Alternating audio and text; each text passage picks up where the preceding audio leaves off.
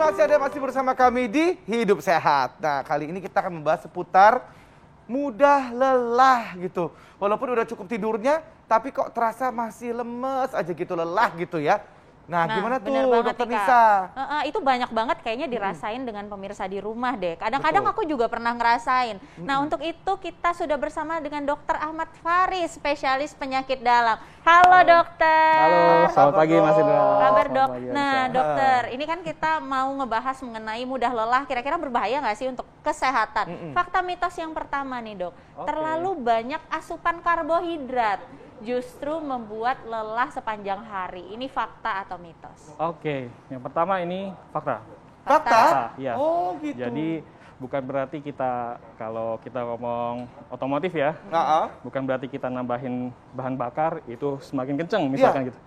Tapi justru tubuh kita selalu bicara tentang keseimbangan. Pada saat kita berlebih, ujungnya adalah apakah yang dimasukkan itu dapat digunakan secara maksimal atau tidak. Nah, jadi kalau misalkan yang masuknya berlebih, tapi tidak dapat digunakan secara maksimal, nah yang sisanya ini akan menjadi gampangannya jadi buangan ya, buangan tubuh, sisa metabolisme namanya. Nah, ini justru menjadi beban metabolisme tubuh sehingga memunculkan rasa lelah. Contohnya seperti apa dok? Itu misalnya kayak apa, kita makan nasi pagi-pagi itu karena sarapan asupannya atau seperti apa dok? Akhirnya membuat. Jadi kalau kita bicara terlalu banyak asupan, itu kita bicara nanti misalnya kita bicara makanan ya, makanan yang langsung banyak itu tidak dapat diproses semuanya sekaligus. Kalau misalnya kita bicara jangka panjang, itu nanti kita bicara misalkan pada kondisi penyakit diabetes salah satunya ya. Di mana asupan yang terus-menerus, kondisi kadar gula yang tinggi terus-menerus itu ternyata tidak baik untuk tubuh dan tidak dapat digunakan secara maksimal oleh tubuh. Jadi tetap salah satu nanti gejalanya ya mudah lelah. Begitu baik. Nah dok, mungkin ini diabetes, juga ya? mungkin yang dipikirkan masyarakat ya dok. Jadi kalau misalnya habis makan banyak gitu, terkadang suka ngantuk. Nah seperti itu ya dok ya contohnya ya. Salah satunya itu jadi. Itu. Tapi itu sebanyak hari bisa dok? Kalau kita bicara one shot ya, jadi sesekali ya itu pun dampaknya sesekali. Jadi misalkan itu kalau kita bicara asupan berarti 4 sampai 6 jam, bisa prolong sampai memanjang sampai 8 jam. Tapi kalau misalnya kita bicara yang tadi terus-menerus menjadi pola hidup, nah itu yang akhirnya malah bisa jadi permanen atau persisten pada kondisi tubuh itu. Oke baik dok. Nah yang selama ini suka diabaikan misalnya kayak alergi dok. Nah ini fakta atau mitos dok? Ini alergi terhadap makanan tertentu itu bisa membuat cepat lelah. Fakta atau mitos tuh dok? Ya, bisa jadi fakta. Bisa jadi fakta. Jadi hanya pada kondisi tertentu ya. Itu pun. Contohnya, jadi kalau misalkan ada alergi yang menyangkut pada gejala di saluran nafas, ya, sehingga membutuhkan daya usaha tubuh lebih untuk bisa mengambil oksigen ya dari tubuh. Jadi sebagian besar itu gejala alergi itu terkait dengan saluran nafas. Ada yang saluran cerna. Ya.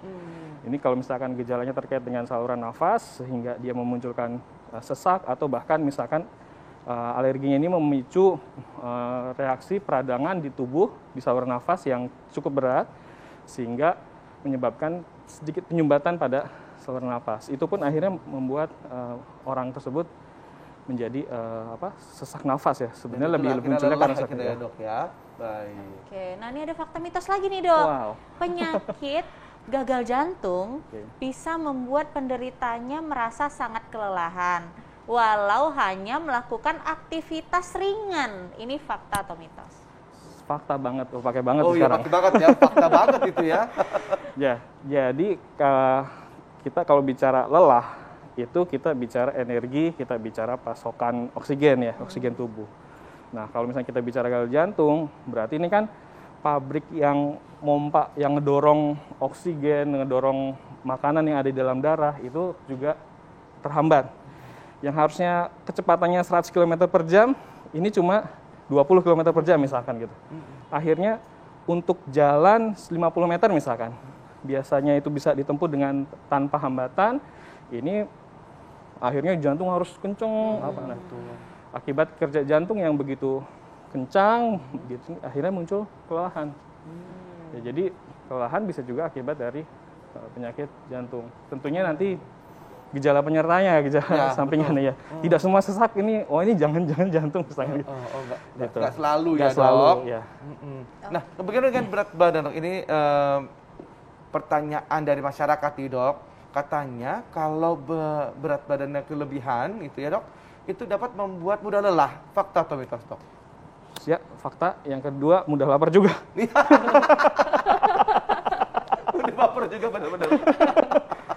Ya, kalau misal kita bicara obesitas jelas atau kegemukan itu kita jelas bicara tentang beban tubuh ya.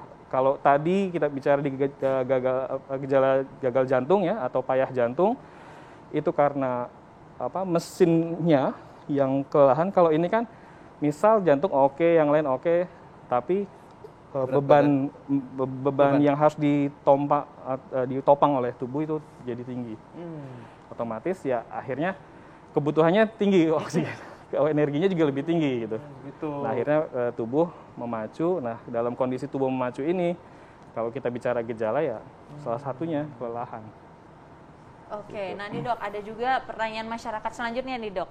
Kalau kelelahan saat olahraga, kebanyakan ataupun kurang olahraga, itu bisa mudah membuat lelah. Beneran nggak sih Dok? Kelelahan olahraga? Jadi kelebihan olahraga, lelah seharian gitu. Terus misalnya kurang olahraga, misalnya nggak pernah olahraga gitu. Jadi apakah itu bisa membuat seorang tuh bisa lelah terus-terusan? Nah itu gimana Dok? Kalau misalkan kelelahan setelah olahraga itu sebetulnya kalau kita bilang sebagai kompensasi, ya kompensasi tubuh setelah melakukan aktivitas berlebihan. Kan tubuh disuruh lari, otomatis jantung akan lari, paru-paru akan lari, peredaran darah akan lari untuk kebutuhan lari maksudnya. Nah, sehingga muncul nantinya dampaknya itu adalah salah satunya kelelahan. Nah, kalau misalkan kita bicara mager atau di bahasa ini ya sedentary ya, sedentary lifestyle atau mager, malas gerak, itu juga sebetulnya akan menurunkan ada namanya toleransi tubuh dalam beraktivitas. Nah, sehingga kemampuan yang tadinya bisa misalkan jalan 50 atau jalan 100 meter tanpa keluhan, karena tidak dibiasakan, kemampuan untuk 50 sampai 100 itu akan menurun. Jadi artinya pentingnya latihan fisik juga di sini jadi utama. Jadi utama. Nah, itu dia tuh ya, supaya nggak mudah lelah, maka latihan fisik mungkin juga jangan terlalu diforsir gitu ya. Apa tuh namanya over training gitu ya, Dok ya. Nah, tapi Dok, ini mungkin banyak juga pemirsa di rumah yang bertanya-tanya. Kan sekarang kita lagi pandemi nih, mayoritas kebanyakan di rumah gitu kan. Jadi ada juga orang beberapa yang kerjaannya itu tidur, tidak keluar rumah gitu selama berbulan-bulan dan tidak ngapa-ngapain tapi terasa capek. Nah, itu bagaimana, Dok? Ya, kalau dalam kondisi pandemi kita sebetulnya tidak bicara tentang kesehatan raga saja. Ya, otomatis kita bicara ada kesehatan emosional atau kesehatan jiwa. Jadi kalau misalkan pandemi ini kan kita bukan diminta lagi, dipaksa ya. Dipaksa untuk bisa beradaptasi, menyesuaikan diri dengan kondisi-kondisi yang ada. Nah, pada saat kita proses menyesuaikan diri, ada yang berhasil, ada yang gagal. Nah, salah satu yang gagal otomatis kita bicara nanti munculnya depresi atau panik. Nah, kondisi kejiwaan yang tidak stabil ini juga akan memicu kelelahan karena adanya terjadi gangguan baik hormonalnya ya. Jadi ada hormon-hormon yang terkait dengan emosi, kestabilan emosi. Nah, karena ada gangguan keseimbangan dari hormon tersebut, maka muncul lelah. Walaupun mager. Kita agak galau gitu ya. Mental juga galau, juga itu fisik dan mental itu harus beraktivitas terus ya, Dok ya. Kalau tadi overtrain, kalau sekarang overthinking. Benar. Bisa lelah juga ya. Betul. Aduh, manusia itu complicated banget ya, Dok ya. Nah, ini fakta mitos selanjutnya, Dok. Kelebihan hormon tiroid itu membuat penderitanya cepat lelah. Fakta atau mitos? Jam, Dok. Sabar Dok. Sabar Dok. Jantung sehat ya Dok ya. Sehat. Sesaat lagi tetap bersama kami di Hidup Sehat. Terima kasih Anda masih bersama kami di Hidup Sehat dan masih bersama Dr. Faris ya Dok ya. Jadi ada satu fakta mitos yang belum dijawab. Nah, kelebihan hormon tiroid itu membuat penderitanya cepat lelah. Fakta atau mitos Dok? Ya, fakta. Fakta. Mau pakai banget lagi? Iya. Pakai banget ya, Dok. Ya, jadi kalau kita bicara hormon tiroid itu pabriknya kelenjarnya di daerah leher sini ya. Leher. Nah, keluarnya itu hormonnya namanya tiroid, soalnya hormon tiroid. Hormon tiroid ini dia kerjanya memang untuk meningkatkan metabolisme tubuh. Ya, jadi pada saat kita beraktivitas, salah satunya ada peran dari hormon tiroid. Nah, hormon tiroid juga bekerja untuk proses-proses tumbuh kembang yang jangka panjang. Ya, salah satunya tumbuh kembang kita ya, dan tumbuh kembang masing-masing organ. Ya, mereka ada peran dari hormon tiroid juga. Makanya salah satu hormon tiroid ini termasuk dari salah satu hormon pertumbuhan sebetulnya. Nah, pada kondisi tertentu di mana produksi hormon tiroidnya ini kebanyakan dalam tubuh, terlalu banyak, sehingga menyebabkan kinerja tubuh ini terlalu berlebihan. Kasar kata, untuk tadi saya gambarkan kalau kita jalan 50 meter, effort atau usaha yang dikeluarkan tubuh itu kayak jalan 100 meter. Jadi pada saat dia di jalan 20-30 dia udah kecapean. Karena di metabolisme tubuhnya udah dipaksa untuk kerja untuk sampai 100 meter gitu. Nah, itu jadi kenapa gangguan keseimbangan hormon tiroid, terutama kalau yang hormon tiroidnya berlebihan, itu terkait sama keluhan udah lelah. Baik, Dok. Oke, nah Dok, tadi kan udah ada tiroid, ada gagal jantung, diabetes. Nah, kira-kira apalagi penyakit lain yang harus kita waspadai kalau kita ngerasa sering cepat lelah nih, Dok? Ya. Apa aja, Dok? Salah satunya gangguan di liver. Ya, liver ini pabriknya metabolisme tubuh. Ya. Karbohidrat. Saya rasakan itu, Dok. Liver itu. Karbohidrat ya. Kemudian lemak, protein tubuh, semua proses pabriknya itu di liver. Nah, pada saat ada masalah dengan liver, maka proses metabolisme itu antara akan terlalu berlebihan, kayak tadi ceritanya hormon tiroid, atau kekurangan. Ya. Nah, akhirnya banyak yang dibuang, banyak yang tidak dipakai. Kayak cerita yang pertama tadi.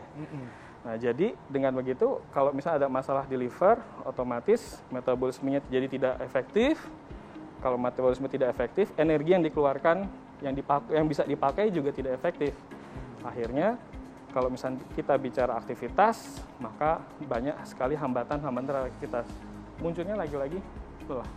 Oke, baik, Dok. Baik. Terima kasih banyak, Dok, atas kasih, informasinya, Dr. Dr. Faris. Jadi kita memang perlu waspada ya, kalau memang mungkin kita sudah merasa lelah, gampang lelah, silakan saja langsung diperiksakan diri Anda ke dokter. Iya, benar banget. Ini sekaligus menutup perjumpaan kita nih, Dokter Kak Indra. Sudah 1 jam kita menemani pemirsa di rumah.